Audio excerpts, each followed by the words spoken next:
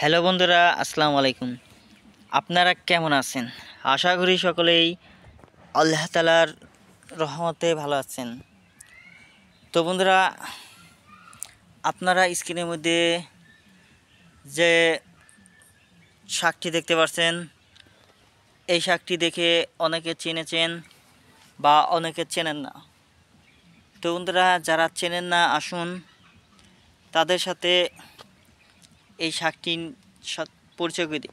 এই শাকটি মূলা শাক।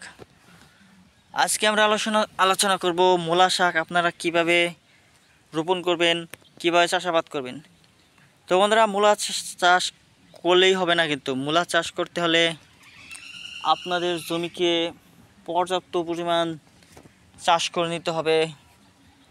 এমনভাবে চাষ করবেন যাতে করে মাটিগুলো একদম নরম হয়, মাটির উর্বরতা ভালো থাকে এবং মাটির মধ্যে আগাছা ঘাস যদি হয় সেই ঘাসগুলো পরিষ্কার করে নেবেন।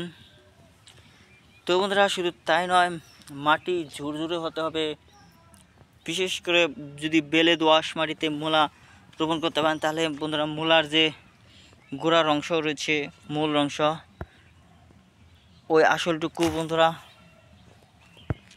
আপনারা কি করতে পারবেন, ভালো ফলন দেখতে পারবেন জমিতে।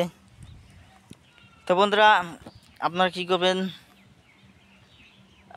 আপনাদের জমিতে বন্ধুরা সার কিনে না নিয়ে আপনারা জৈব সার তৈরি করে নেবেন। জৈব সার বানিয়ে তারপর আপনারা জমিতে ছিটিয়ে দেবেন। ছিটিয়ে দেওয়ার পর বন্ধুরা আপনারা দেখবেন মাটির উর্বরতা ও মান বৃদ্ধি পাচ্ছে।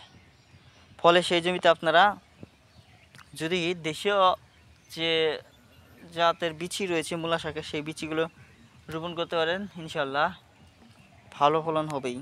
ধন্যবাদ।